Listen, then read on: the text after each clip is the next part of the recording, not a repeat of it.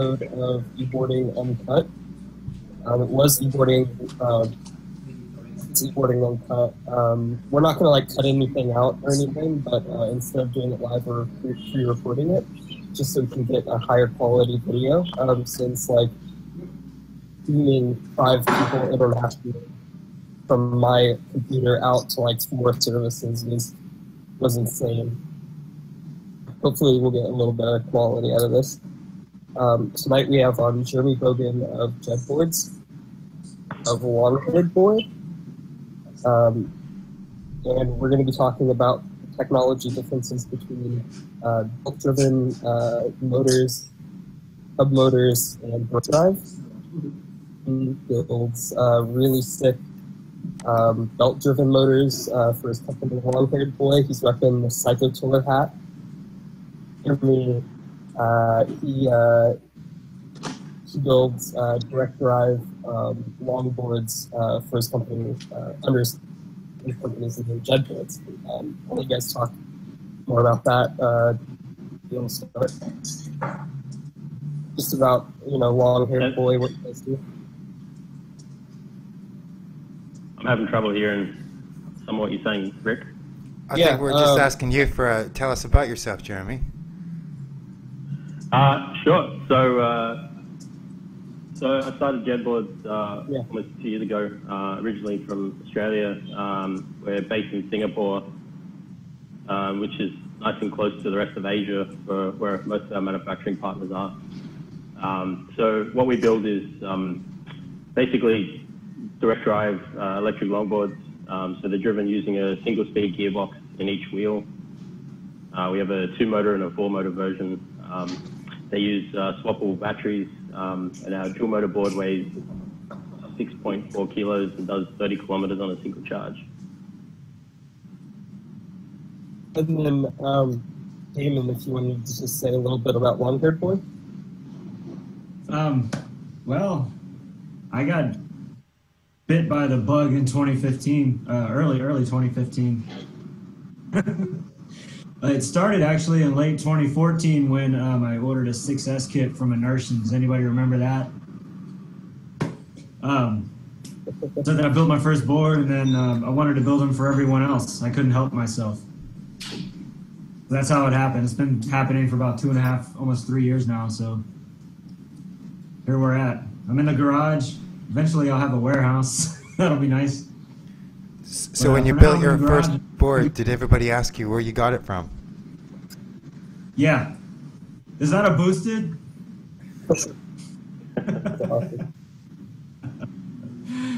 I get that a lot. No, it's not a boosted. Did you have a full-time job when you started doing this? Did you have to quit, or, is this your full-time job now? I still have a full-time job. Okay. I still work a 40-hour job on top of this. So I work probably 16, 17, 18 hours a day. Yeah, no sleep, and a toddler. Cool. Well, I'm glad to have you. No, he helps me out. Yeah, that's cool. Well, I'm glad to have you both on the show. I guess I want to talk about the technology differences between hub motors, direct drive, and belt-driven motors, and get your opinions on what's the best for which given circumstance. So yeah, that's interesting. I've got all 3 in my shop right now. So guys, I guess we better explain to the viewers the difference between the technologies, right? So Jay, you're a bit of an expert on this. Do you want to tell us the difference between all these various technologies? I wouldn't call it an expert, but I'll tell you one thing. I've actually driven all 3.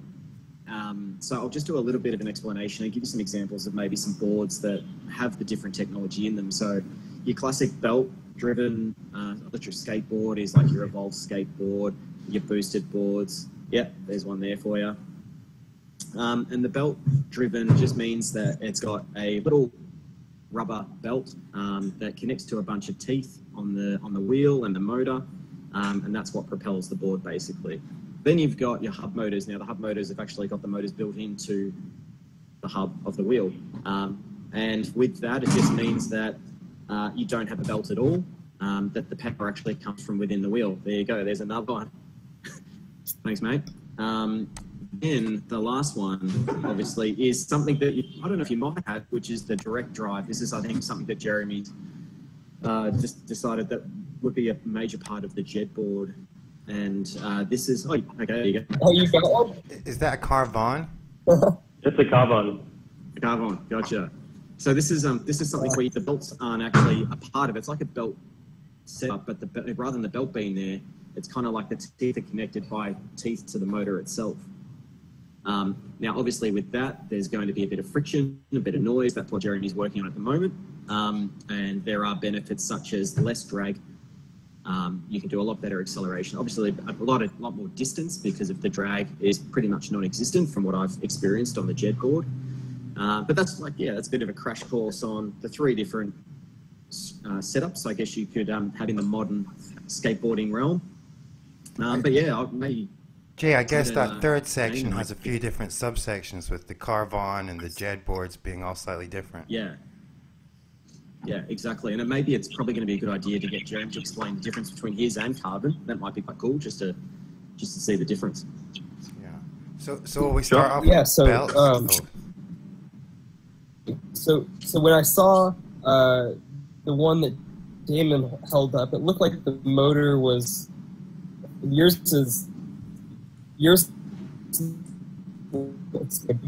What? So I think you lagged out right there, Rick. But you were asking the configuration of the Carvon system.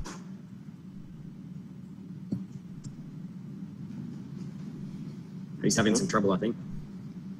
Okay, so I guess if we're, I think what he was asking there was the motor with the Carvon system is just like a motor that's driving the wheel directly with sort of teeth. Is that right? Yeah, that's what we call a direct drive. Or what I like to call a direct drive versus a hub drive. And some people think, oh, it's both direct because they're both directly driving the wheel. Yes. We have to figure out a way to differentiate the two. I think inertia had been calling. The motor is outside on a direct drive. On a hub drive, the motor is in the wheel. And I guess with that configuration, you got more rubber. Yeah. Yeah, you can get a bigger wheel, you can get a smaller wheel, you can do whatever you want with a direct drive system, provided it's been machined to fit the type of wheel you want, either the Kegel style or the ABEX style or maybe even a speed vent style, something. And then you have the hub drives where the wheel is, or the motor is inside the wheel, which is not configurable at all. So guys, when we start talking about belt drives and we say what each of us thinks about belt drives and what the positives are and maybe the not so good things about belt drives. So I mean, I guess Damon's the first one. So a lot of your skateboards are belt drives, right, Damon? Are you a big fan of belt drive systems? That's not a necessity for what I do. I build board person. I'm not like married to belts, directs, Carvons, or belts, directs, hubs, or even gear drives, and I like that there's 4 now. I use belts because belts allow you to finely adjust how much torque versus top end you get on the street. Now, people come in all shapes and sizes. So when somebody tells me that they want to go, hey, I need to do like 30 miles an hour all the way to work, what do I need? And the guy weighs 200 pounds. You know, I can kind of figure out in my head what he needs, what he wants. And then you get the other guy who wants to go really fast, and you get the other guy who just wants to cruise forever or has a lot of hills. Those kind of things you can finally adjust when you can swap a belt pulley or a motor pulley or a wheel pulley and just tune that ratio. And then also play into it the size of the wheels. Now, on a direct drive, you can play into it with the size of the wheel and maybe even get a KV adjustment if you're lucky and the vendor has different KV emitters. With a hub drive, you're basically, unless you're Jason and you stick all kinds of different size sleeves on your wheels, the gear drive is intriguing though, because that's basically a belt system without the belt. Yeah. Jay, have you got any opinions on belt drive? A lot of your favorite skateboards are belts, right? Yeah, I mean, I've had the Evolve skateboard for a while now. The Bamboo GT seems to be the one I always go to for now when wanting to go out for a big cruise. I find the belts are good. I can tighten them, I can loosen them. I do find, though, a couple of problems with them. You know, if the tension does get a little bit too loose, you know, when you try and brake, you get the grinding on the gears. And but the benefit of having a belt versus something like a hub is that if something goes wrong, if you've got too much tension, the belt will snap. It's kind of like its own little safety net. To get a new belt's only $25 Australian. So not having to redo the motor, you're not having to take it to a service centre, any of that stuff, you can pretty much fix it. And I think it's actually better on the motor and the wheels that it has this kind of rubber belt to it. So I find that the boards seem to last a bit longer, the motors seem to last a bit longer, if the motor that you've got is actually a decent motor. All of that is true. I don't mind them. Yeah. So Jeremy, I guess you've built a system to kind of get away from belts. What are your opinions on belt-driven systems? My opinion? Sorry? Yeah. Talking to me or Jay? You, Jeremy. Look, I think, like Damon was saying, you know, it's all down to what the user really wants at the end of the day. There's no one true system that's going to fit everyone. So at the end of the day, a lot of it comes down to personal preference, how you like to ride, you know, what you're after in a board. Have a problem with belts? You know, I think they're perfectly fine, and they serve a particular need.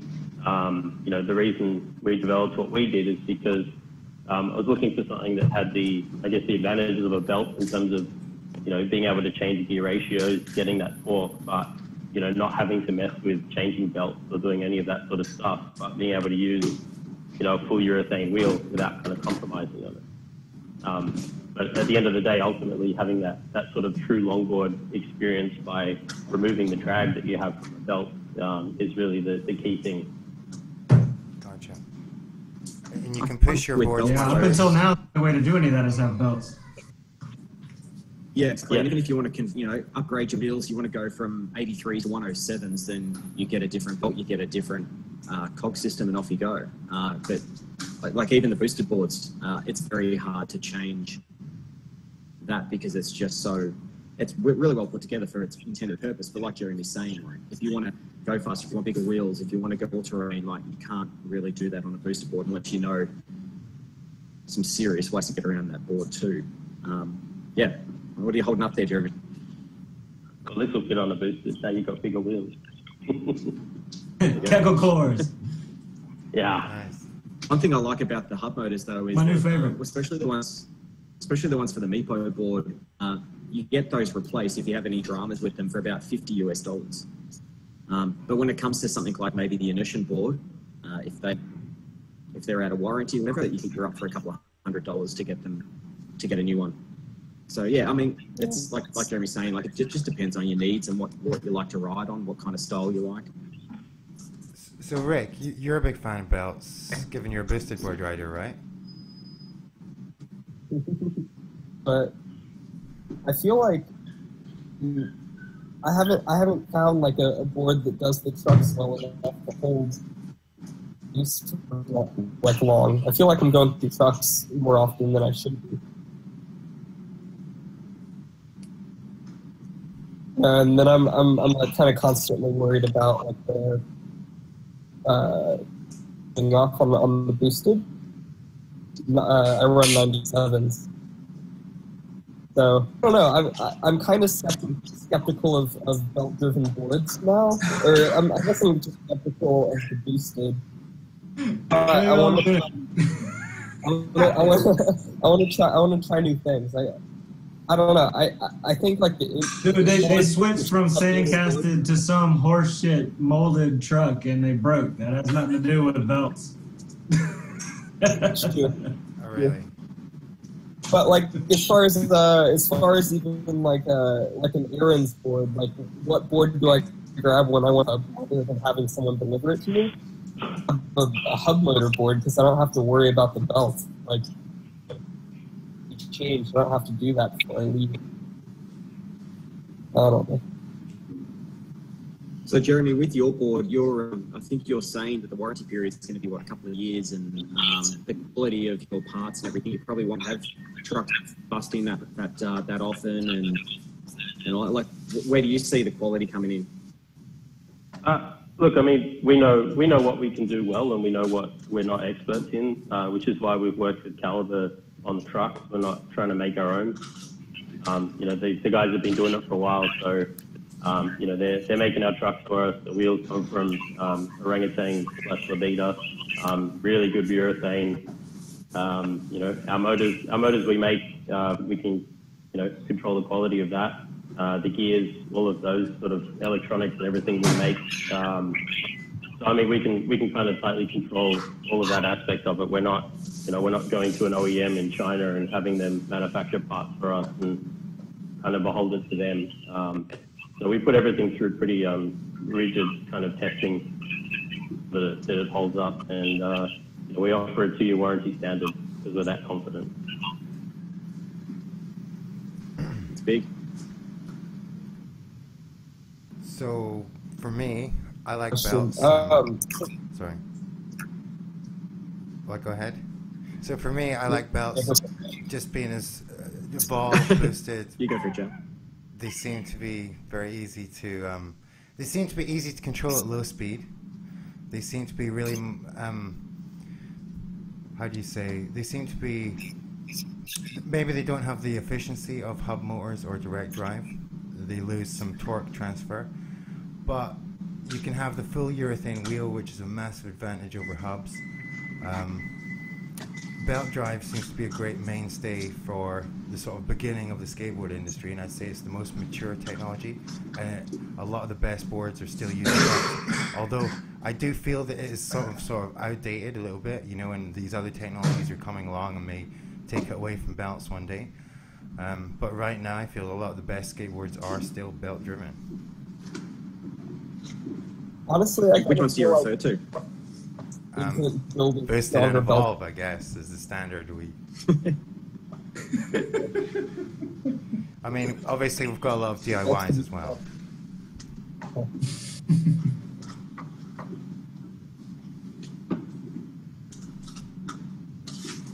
What about you, Damon? Like, what's your board that you constantly go to? My own. This one, I ride the shit out of this one, man. And what, that's a belt driven? I couldn't see. That one will do 36 miles an hour. Jesus. On balance. What range? Do what? I'll do that for about 20 miles. It'll do 20 miles an hour for almost 30 miles. That's got 650 watt hours in it, and that's pretty typical of my builds now. Right. They're full of lithium, just full of it. Does that have 4 motors? No, just 2. I do dual rear drives most of the time, and I'm still using 9mm belts. So the width of the belt means you get more torque transfer. Is that right? Not necessarily. Not See, people like to look at specs like that, but they don't like think about how it actually works out in practice. With you get enough torque transfer and you get less rolling resistance on narrower belts. You get plenty of torque transfer on that thing. Off the mark, I'll stomp buddy. Interesting.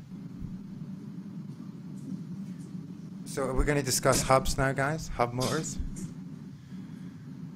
Who wants to start the ball rolling on hub motors? Jay? Well, how about you do it, Jack?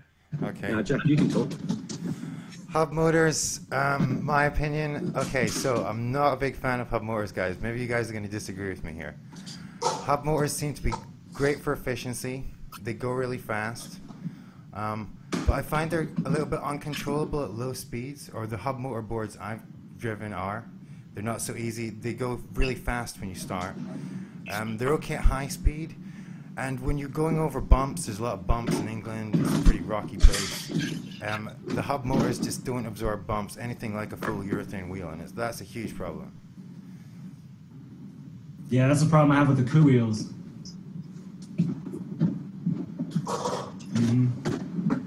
Yeah, I agree. I think you go, Rick.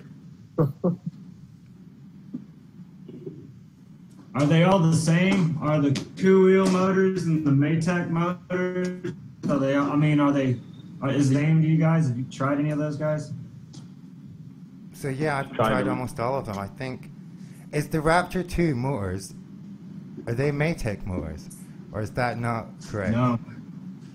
Where are they from? No, those are Jason's babies. I know y'all want to take that meme on. No, those are Jason's motors, man. Those are 6374 stators in those monsters. Hang on, I'll show them to you. You have a pair? So to me, guys, all these hub motors feel pretty much the same.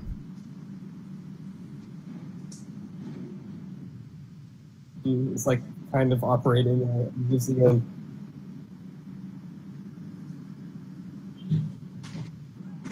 These things are beasts, man. Look at that. Just look at that. Yeah, they're huge. This is a hub motor. Okay, this is the only hub motor that I'm aware of. The cool wheel motors are sure. These things will throw you on your ass. Yeah, that's what I was saying. Difficult at low speed.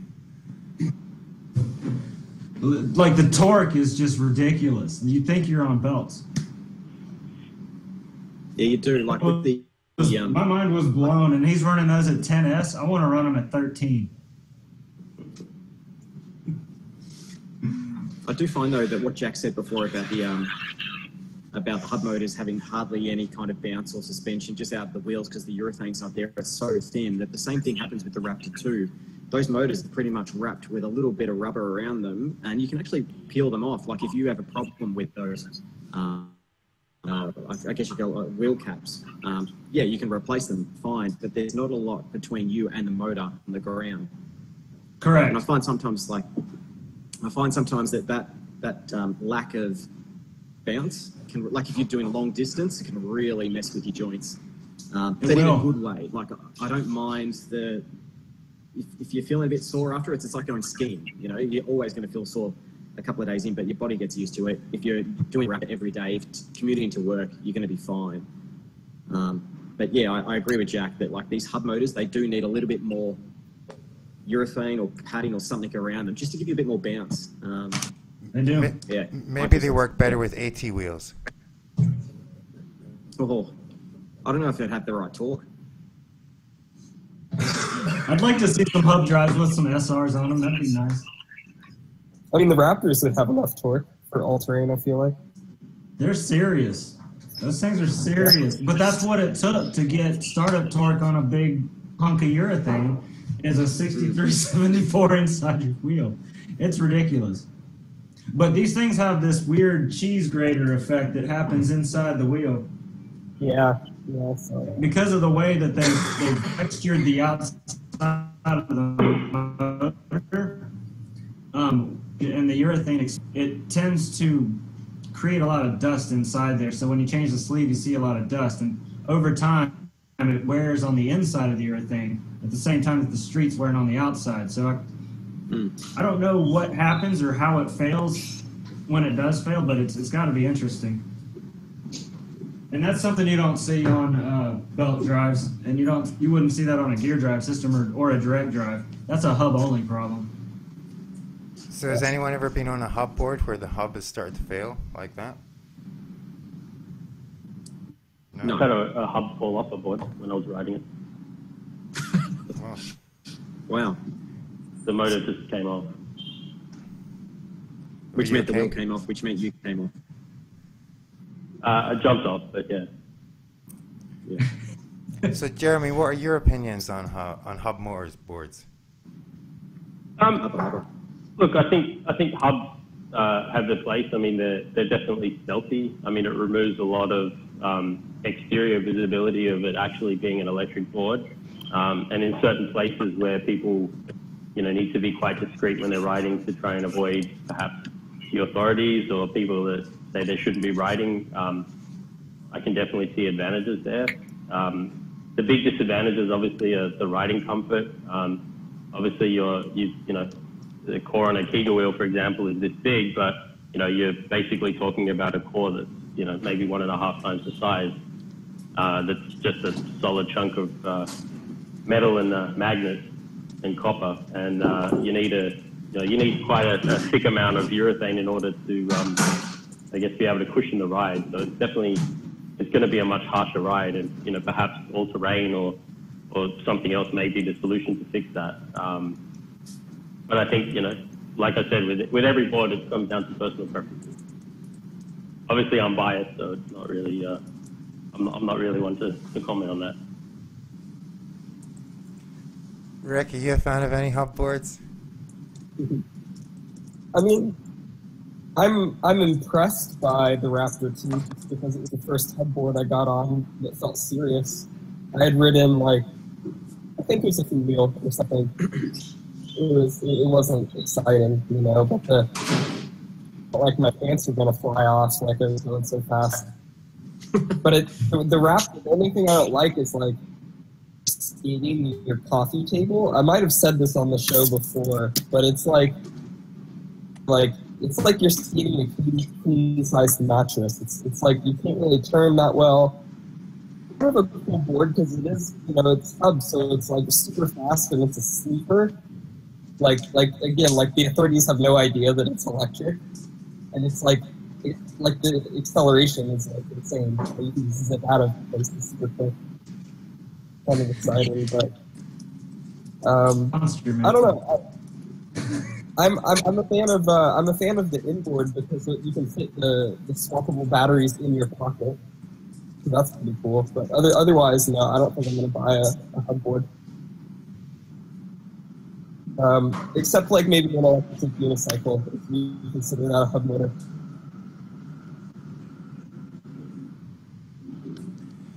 So that brings us on to direct drive, right? So what the hell is that? So yeah, this is more complicated topic. So this is the first one, right? So the Carvon, just motors on the trucks, driving the wheels with the teeth, right? Yeah. Pretty much. You unbolt the axle nut, pull the wheel right off. It's basically a gear on the outside of the motor to grab the wheel. And he's got them for ABEX right now, I think. So has anyone else tried this system apart from Damon? I haven't. No.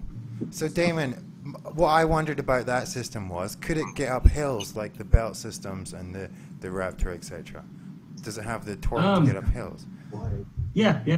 I mean, basically all they did was take a very big motor, and instead of putting it in the wheel, they put it outside the wheel so that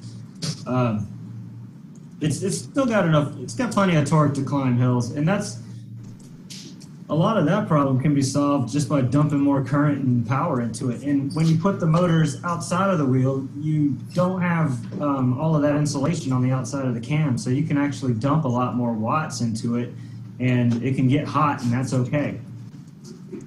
When a hub motor gets hot, all that heat gets trapped, and then you start losing energy. You start losing power. Is there anything you don't like about the Carvon? Any kind of weaknesses you see in that system?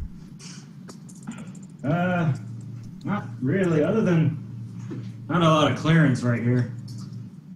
Thinking that might, you know, haven't seen a lot of complaints about hitting rocks on these, but it seems like there might be a little. These are 90s. So really the smallest wheel you can have on these are 90s. I wouldn't go any smaller than that. Only complaint. I like to run 80s, 83s, things like that on occasion. I love kegels, and that's part of the benefit of having belts. I can just put whatever wheels I want because I've got pulleys for everything. Jay, have you ridden any of these direct drive systems? Yeah, I've read a couple of times the Jetboard. First time with Jeremy was I think about halfway through this year. Went to Singapore and tried it out, and it was very much a production board. However, like the feel of it's just a lot different to a belt system. even a hub motor, simply because when you accelerate, it's kind of like you're riding a bike, I guess. Like, it sounds strange, but kind of like how can I explain? As soon as you let go of accelerating, you just glide. Super smooth, and it goes forever. And we've done all the tests as part of some of the guys down in Melbourne. And the Jetboard actually had the best drift out of every single board that's out there, including it was on par with the loaded deck without any motors or anything on it. So that's just incredible. That the gears seem to just when they're not moving or when you're not giving them power, they just kind of get off the cog and they're just free. So that's a big plus. If you're a city commuter and you're pretty flat wherever you go, then you're going to use less juice and you'll be able to go further. So yeah, I found it a really exciting board. For good.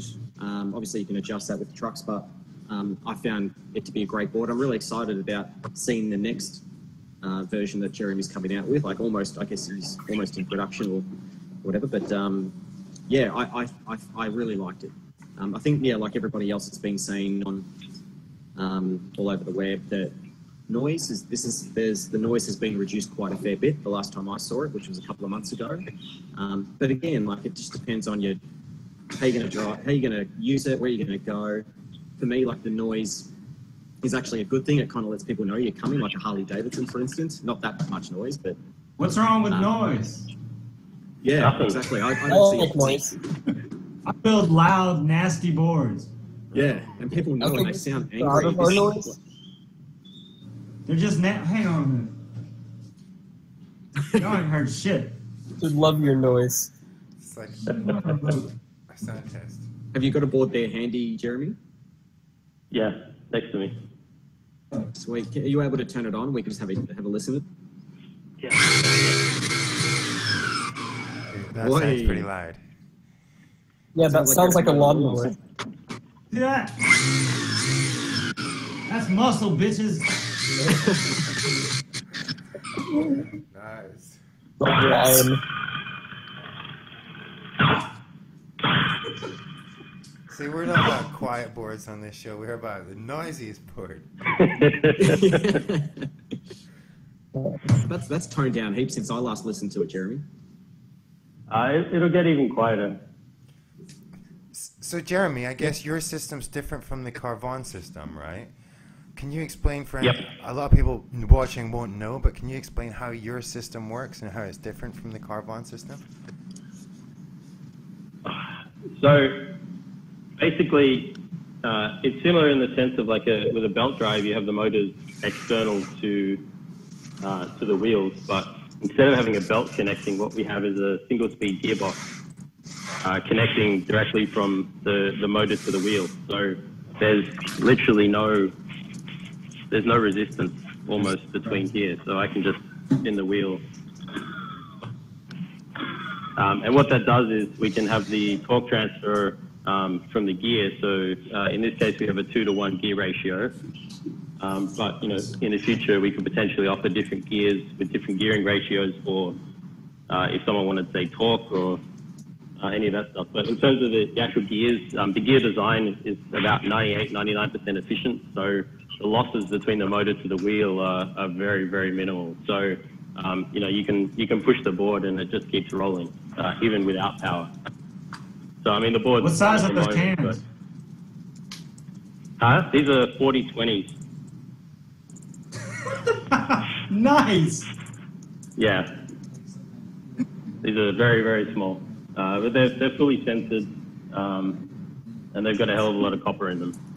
They weigh about almost half a kilo each. No, my boy's laughing because we run 6355s, but I know. It's just I know.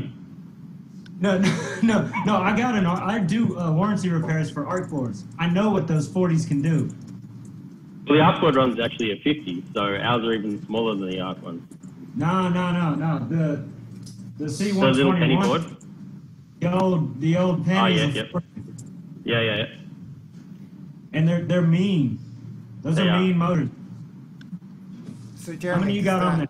Does that extra efficiency mean that you can go slightly faster than you would otherwise, or slightly further? So we've basically tweaked it so that we have, I guess, the best mix of range, speed, and torque for what most of our customers want. So, I mean, this board will climb at 20% hill. It'll do up to 40 kilometers an hour and up to 30 kilometers on a single charge, depending on obviously how heavy you are and how hard you ride. But I mean, you know, I'm over 90 kilos and I can get around 25 kilometers on a single charge on this board. And it weighs 6.4. So obviously with the 100 mil wheels, it's a little heavier, but it's yeah. It's great. So Rick, have you ever ridden any direct drive boards? No, I haven't, but they seem really interesting. I've not ridden any either. I like that there isn't a belt, but can you hear me? Yeah, we can hear you. Okay, cool. Yeah, I like that there isn't a belt and that you can put whatever wheels you want to put on. There's size restrictions, of course, but I like the one that Damon was holding up at the 97s. I'd love to skate that. Yeah, these guys. These are the carbons. Oh, okay. Yeah. Does Carvon sell that alone or what? Yeah, they do. Yeah, they do. They're still coming from the factory though. I want to put some of these bad boys on there. Ooh. They've also got a cheaper board now, right, Damien? It's based on the Coup wheel. Those 107s? The last pair set in existence that's still in shrink wrap, I'll bet.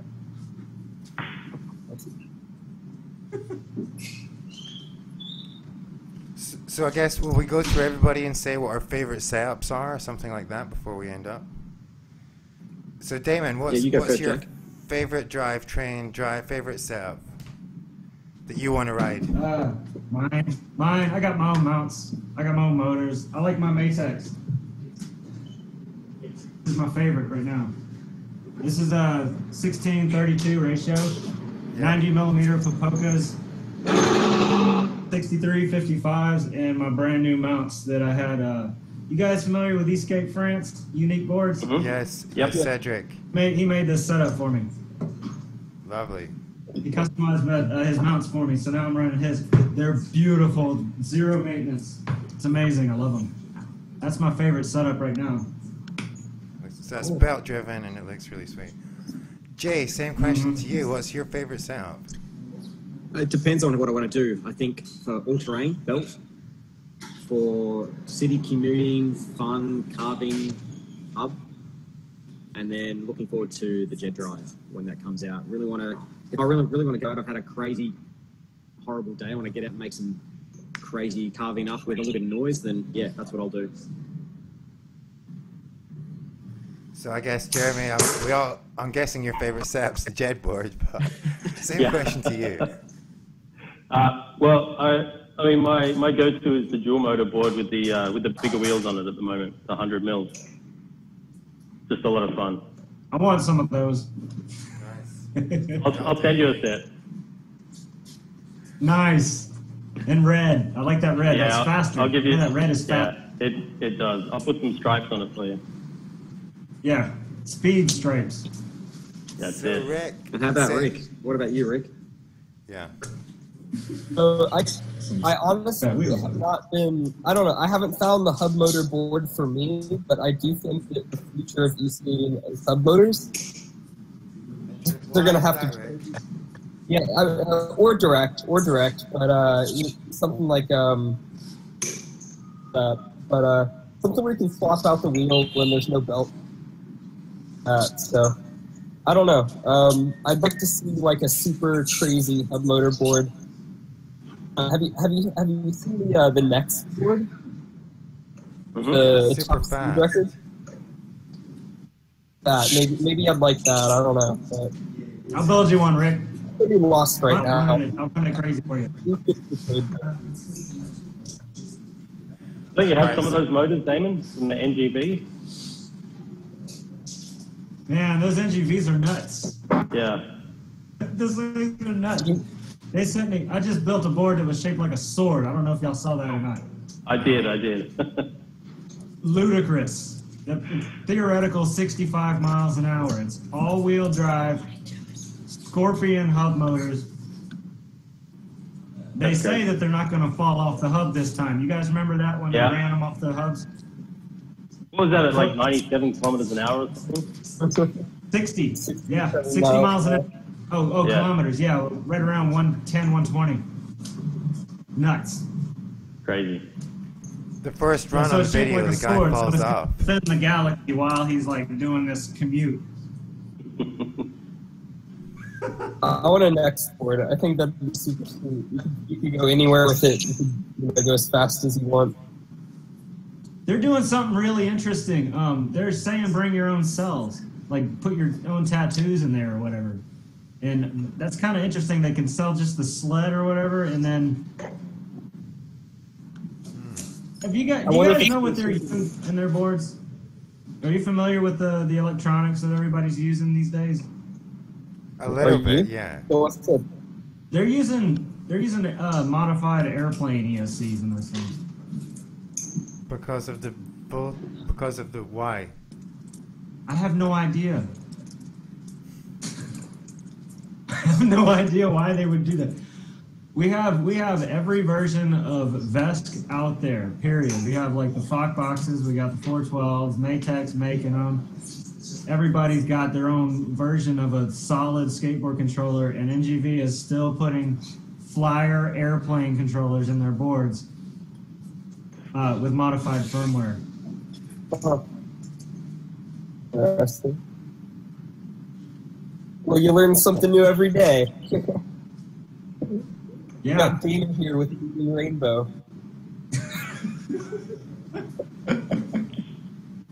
Knowledge bombs. All right. Well, thanks for being on the show, everyone. I guess we'll kind of get there. Cool. Yeah, I think we had, what was it, 3 hubs and 3 belt drives and 1 direct drive in the end, wasn't it? Favorite setups. Yeah. So most people still prefer belts, right? I want some gears. Yeah, we want to try some gears, Jetboards gears. I'm ready to try some gears. We will. Let's try some gears, man. Right, like the show, Baja board. Say again? The Baja board, but for street. Something that's just fucking nuts for streets in New York City. Independent suspension, all of it. Yeah. Exactly. It can also climb 47% grade from a standstill. Yeah. It can start from a vertical standstill. Yeah. Yeah. Wow. Let's go. Well, thanks for being on the show. We'll end it there, guys.